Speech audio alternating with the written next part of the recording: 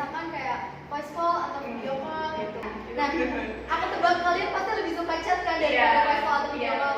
Betul banget. Kayak sekarang tuh sering banget gak sih kayak terjadi salah paham lagi kayak di kolom komentar. Iya kan? Halo dunia maya, kalau kamu mendengarnya berarti sinyal kamu masih bagus. Selamat datang di podcast Gen Z Berbicara. Podcast yang akan menemani kamu dengan obrolan yang seru dan insightful. Jadi di siang yang cerah ini, aku Saskia. Kali ini aku akan membahas sesuatu yang penting banget, yaitu mengenai kecakapan sosial di era globalisasi dan digital. Nah, di zaman serba digital ini, kita bisa ngobrol sama orang dari berbagai belahan dunia hanya dengan satu klik.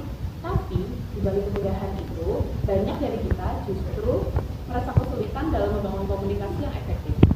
Nah, untuk mengupas tuntas hal itu, aku sudah mengundang dua narasumber keren yang bakal berbagi pandangan mereka. Yang pertama ada Salwa. Halo Salwa, apa kabar? Halo, kabar baik.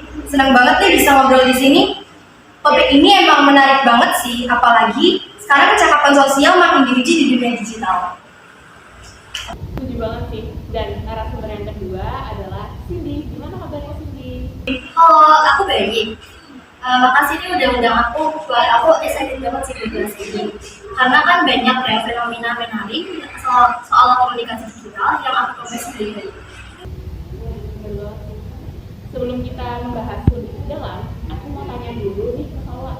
Dari perspektif sosiologi, gimana sih globalisasi dan digitalisasi mengubah kecakapan sosial kita? Oke, kalau kita lihat secara sosiologis ya, digitalisasi ini tuh bikin interaksi jadi lebih cepat dan luas, bener nggak? Bener banget. Orang tuh bisa berhubung dengan siapa saja dan di mana saja. Tapi di sisi lain, ini juga membawa banyak tantangan. Banyak orang yang lebih nyaman berkomunikasi lewat teks Atau emoji daripada berbicara secara langsung. Kalian gitu juga nggak nih? Iya. Hal ini tuh bisa mengurangi kemampuan kita dalam membaca ekspresi wajah, nada suara, dan memahami konteks secara lebih mendalam. Jadi, meskipun akses komunikasi lebih mudah, kualitas interaksi kita itu bisa menurun kalau nggak diimbangi dengan keterampilan sosial yang baik. Bener banget sih. Ini menarik banget ya. Jadi tuh kayak ada gap antara komunikasi digital dan komunikasi langsung gitu ya. Betul banget. Nah, kalau dari pengalamannya sendiri nih, tantangan apa sih yang paling sering muncul dalam komunikasi digital? Jujur sih, salah satu tantangan terbesar dalam berkomunikasi di media sosial itu mispersepsi. Kalian pernah dengar istilah itu nggak? Pernah sih, cuma aku nggak tahu lebih dalamnya. Iya. Ya, jadi mispersepsi ini kondisi ketika seseorang salah mengartikan sebuah informasi atau pesan. Jadi mereka tuh kan kita nggak bisa ya lihat ekspresi orang bicara atau intonasi mereka ketika berbicara. Jadi pesan yang kita kirim itu kadang disalahkan. Contohnya nih, pas kita kirim teks atau chat itu, niatnya mau bercanda tapi malah dianggap serius, kan bisa jadi konflik kan? Iya, sering banget terjadi ya. Terus hal ini, karena kita tuh nggak bisa ngomong bagaimana sih orang tersebut baca teks kita. Misalnya juga ada budaya cancel culture di media sosial.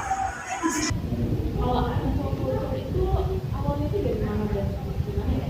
Kalau cancel culture tuh budaya, aku baca di artikel itu pertama kali populer itu di Amerika Serikat sekitar kayak tahun 2019 atau 2020. Kayak pas kita lagi gunain medsos banget kan itu pas awal-awal. Iya. Terus budaya cancel culture itu bikin orang jadi lebih berhati-hati dalam berbicara. Kayak mereka tuh cenderung takut kalau mereka tuh mengekspresikan diri, jadi takut dikecam banyak orang. Iya, benar banget sih. Ini menarik banget ya. Berarti tantangan komunikasi digital itu bukan cuma soal kemudahan, tapi juga soal gimana kita memahami dan menyampaikan pesan dengan baik. Kalau gitu, kira-kira gimana sih cara kita tetap menjaga kecakapan sosial meskipun banyak berkomunikasi digital? Kalau mungkin ada ini kan? Ada beberapa hal yang bisa kita lakukan nih. Yang pertama, tetap latih komunikasi secara langsung. Misalnya kayak daripada selalu chat, kita tuh coba biasakan kayak voice call atau video call gitu untuk mendengar nada suara lawan bicara. Nah, aku tebak kalian pasti lebih suka chat kan daripada voice call atau video call. Betul banget, Gen Z tuh lebih sukanya chat ya. Betul, mereka pada malas buat ditelepon.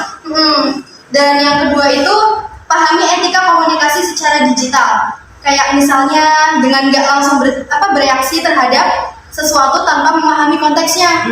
Karena itu tuh kayak bisa jadi salah paham kan. Iya benar.